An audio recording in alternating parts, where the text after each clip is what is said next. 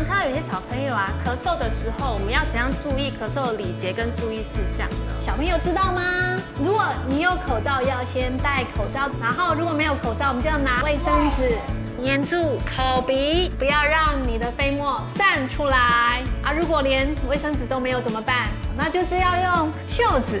我们就请一位小朋友来做个正确的示范。当你没有口罩，那我们就要拿一张卫生纸，拿好卫生纸，然后捂住鼻子还有嘴巴，收起来之后呢，好就可以丢入垃圾桶了。咳嗽呢要记得捂嘴巴、戴口罩、洗手。小朋友都知道了吗？知道。